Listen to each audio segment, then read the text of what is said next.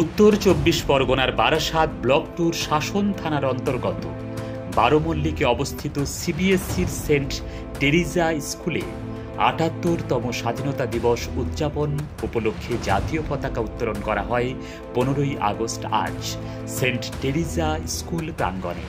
স্বাধীনতা দিবস উপলক্ষে সকল ছাত্রছাত্রী তারা পরিবেশন করে সাংস্কৃতিক অনুষ্ঠান, যা ছিল সবার চোখে পড়ার মতো দৃশ্য, সকলের মন জয় করে নেয়। এই উক্ত দিনে উপস্থিত ছিলেন সেন্ট টেরিজা স্কুলের চেয়ারম্যান মোহাম্মদ মঈনুদ্দিন হক এবং বিশিষ্ট অতিথিবৃন্দ। এছাড়াও উপস্থিত ছিলেন সেন্ট টেরিজা স্কুলের প্রিন্সিপাল ও শিক্ষক শিক্ষিকাগণ এবং উপস্থিত সকল ছাত্রছাত্রী এবং অভিভাবক অভিভাবিকাগণ পতাকা উত্তোলন করেন বিশাল এক সাংস্কৃতিক অনুষ্ঠানের মধ্য দিয়ে। এই দিনে শহীদ বেদিতে মাল্যদানের পাশাপাশি জাতীয় সঙ্গীতের মধ্য দিয়ে অনুষ্ঠানটির সমাপ্ত ঘোষণা করেন সেন্ট টেরিজা স্কুলের চেয়ারম্যান মোহাম্মদ মঈনুদ্দিন হক। দেশবাসী সকলের জন্যই আমাদের করণীয় আজকের দিনে স্বাধীনতা উদযাপন করা, সেটা আমরা সেন্ট টেরিজা স্কুলের পক্ষ থেকে উদযাপন করেছি।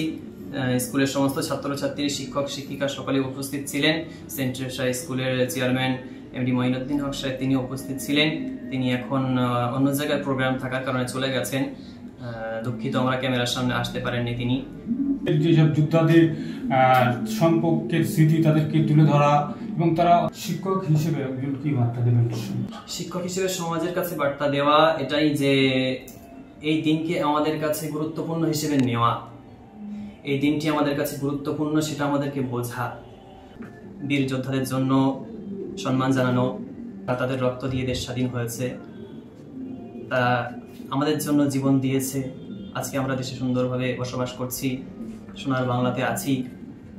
অগণিত বীর যোদ্ধা আছেন যারা জীবন দিয়েছেন আমাদের জন্য, যারা জীবন দিতে পেরেছে তাদের জন্য আমরা তো এটুকু করতেই পারি। আজকের দিনে সমস্ত কাজকর্ম বন্ধ রেখে আজকে আমাদের ডাকে সাড়া দিয়ে সমস্ত গার্জেনরা উপস্থিত হয়েছিলেন, সমস্ত ছাত্রছাত্রী উপস্থিত ছিলেন। তাদের সকলকে নিয়ে সুন্দর একটি প্রোগ্রাম আমরা আজকে আমরা যে স্বাধীন দেশে বসবাস করছি বড় আনন্দে।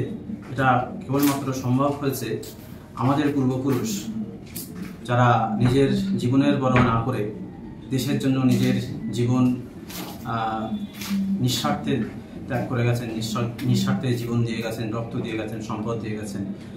তো সেই সব মানুষদের শ্রদ্ধার জন্যেই আজ আমরা অনেক মানুষ একত্রিত হয়ে তাদের প্রতি শ্রদ্ধা জানিয়েছি, তাদের প্রতি সম্মান জানিয়েছি এবং পরপরেও তারা যেন ভালো থাকে সেই কামনা করে আমরা সকলেই মন থেকে প্রার্থনা করেছি। বারোমল্লিক থেকে প্রতিনিধি রুহুল আমিনের রিপোর্ট, শাসন বাংলা টিভি।